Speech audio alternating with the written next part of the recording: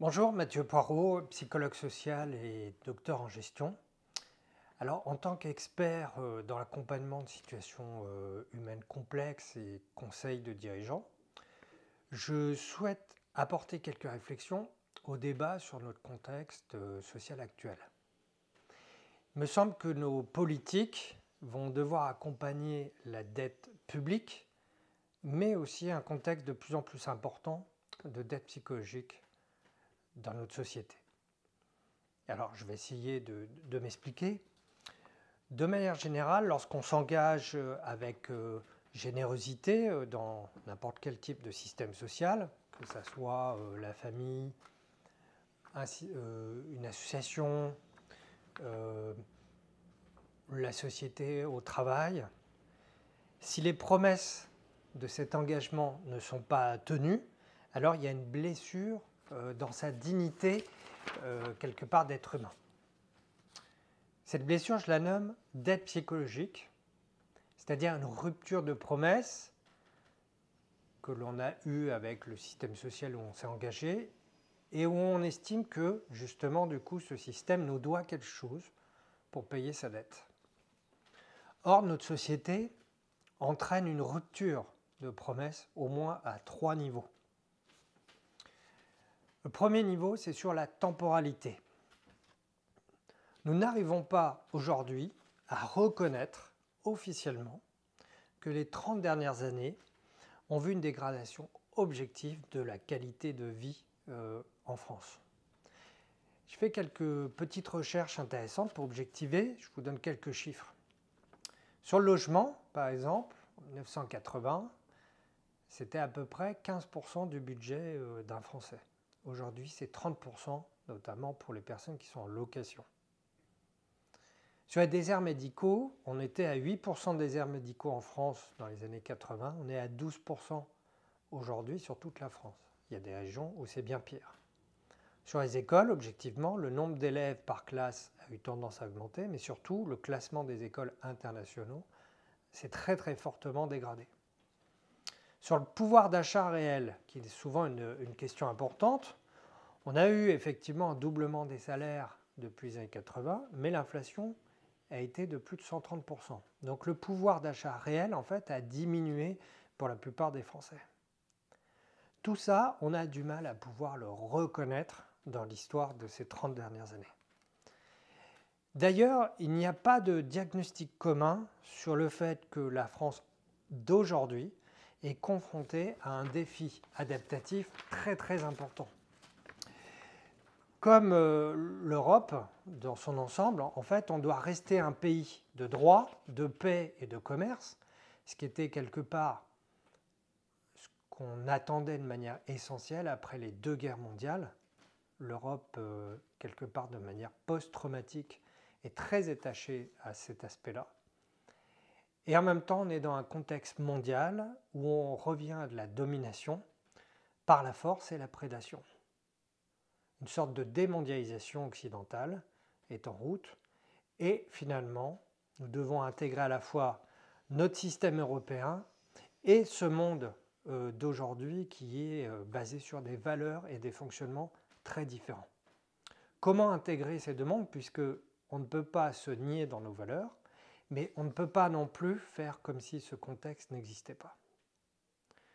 Quel est le projet commun enfin qui fait rêver la France et peut permettre à chacun de se projeter dans le futur et projeter l'utilité de ses efforts pour le collectif.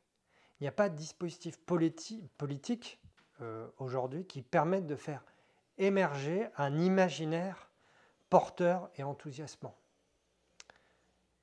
Comme le disait très bien Ricoeur, en regardant toute la philosophie sur l'imaginaire, il y a 2 sortes d'imaginaire. Vous avez l'imaginaire qui permet de produire une image du réel actuel et l'imaginaire qui permet de créer, de se projeter sur quelque chose qui n'existe pas.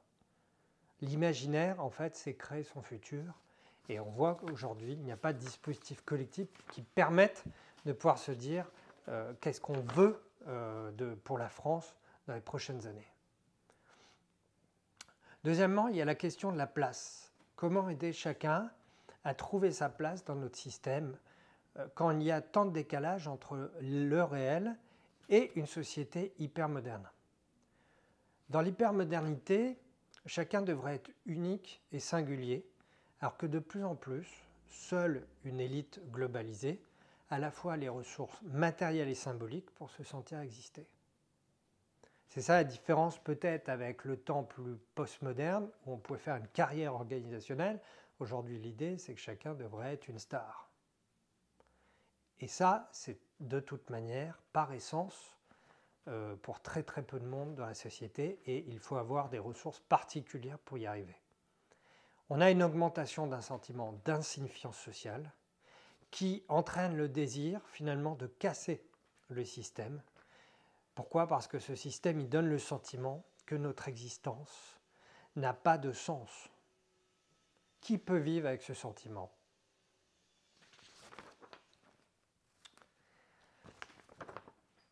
Enfin, on a un problème de reconnaissance des mérites en France. De plus en plus, les résultats de notre trajectoire sociale sont déterminés par notre naissance. Nous passons du mérite à une société d'héritage, à la fois en capital social et à la fois en capital économique. Or, la véritable justice, c'est le mérite. Partager les fruits, c'est l'origine grecque du mot, partager les fruits du travail en fonction des efforts, des dispositions et des résultats.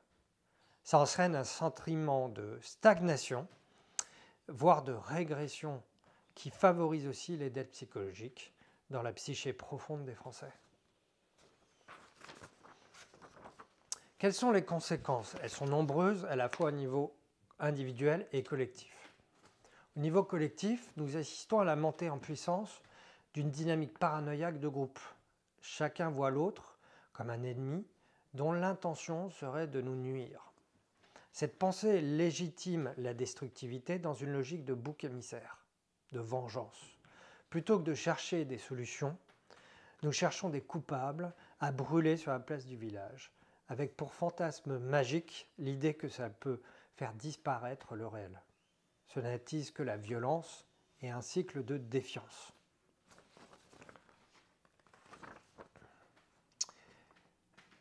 Au niveau de la productivité de notre pays, on sait que depuis 2018, on a une baisse de la productivité en France qui est plus importante que les autres pays. Elle est directement liée à ce contexte qui favorise les stratégies conscientes ou inconscientes de présentéisme. On pose le stylo pour permettre de remettre de l'équilibre avec nos dettes psychologiques. Et il me semble que ce n'est pas en mettant toujours plus de contrôle que l'on changera ce phénomène, mais en s'attaquant collectivement aux causes profondes. Le surcontrôle qu'on observe de plus en plus au niveau managérial et au niveau sociétal ne fait que renforcer les stratégies cachées de présentéisme. Les personnes vont utiliser des stratégies de contournement pour pouvoir quelque part produire le moins possible et surtout contribuer le moins possible à un système auquel ils ne croient pas. Le surcontrôle fait partie éventuellement des solutions, mais ne faire que ça ne ferait que amplifier en fait ce phénomène de surprésentéisme. Par ailleurs, au niveau individuel, c'est le signe d'une épidémie de détresse psychologique qu'on peut observer à la fois dans les entreprises et la société, car le fait de se sentir trahi dans ces promesses d'une société plus juste entraîne une très grande angoisse existentielle. Pourquoi? Parce qu'on ne sait plus à quoi on peut se rattacher, croire pour se projeter individuellement, comment on peut trouver du sens par rapport à son action. Notre théorie personnelle du monde se brise sur le poids des dettes psychologiques actuelles. Et c'est là où on voit de plus en plus de personnes qui peuvent décompenser dans le contexte actuel. On peut mettre en place une armée de psy, mais il faudra aussi soigner le contexte plus global de notre société.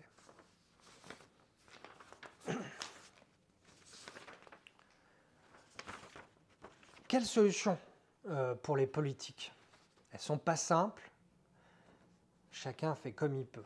Mais il y a sans doute nécessité de changer à la fois le rapport au pouvoir, trop vertical pour répondre à la complexité de notre contexte, et deux, de changer la manière dont nous changeons la société. On ne peut plus faire uniquement du descendant. Un leader politique ne doit pas utiliser le pouvoir pour nourrir son ego, mais pour être au service d'eux, ni au-dessus, ni à côté, mais avec. Le leadership français, dans les études interculturelles de gestion, est caractérisé par deux dimensions. Il est très hiérarchique et il est très directif. Il est dans un fonctionnement descendant pyramidal, alors que notre monde fonctionne de plus en plus en matriciel ouvert, avec un besoin de plus en plus accru de collaboration. Les politiques doivent quelque part susciter un mouvement permettant d'intégrer, de libérer le bon sens collectif pour lui permettre de trouver des solutions face à la complexité. Elle doit dire concrètement que c'est à plusieurs qu'on trouvera des solutions.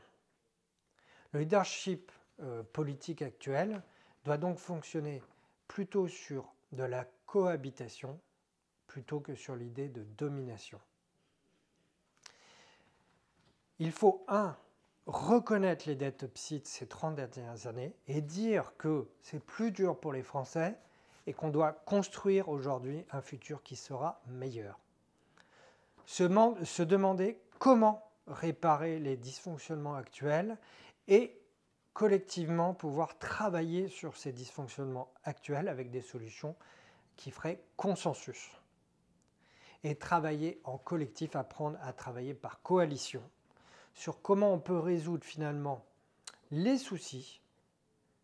Il ne faut pas partir dans l'idée de gagner, mais de relier les énergies. Espérons que la crise soit aussi une opportunité de transformation pour la France. On peut espérer qu'on aille dans ce sens-là. Les politiques qui arriveront à s'installer dans la durée seront soit des politiques finalement qui vont jouer sur ces dettes psychologiques pour amplifier les mouvements de destructivité et prendre le pouvoir finalement en attisant le feu, ou soit vont réussir à les calmer justement par leur côté contenant, leur côté respectueux et leur côté reliant entre les différentes forces positives qui veulent faire en sorte que demain la France s'en sorte beaucoup mieux. À bientôt.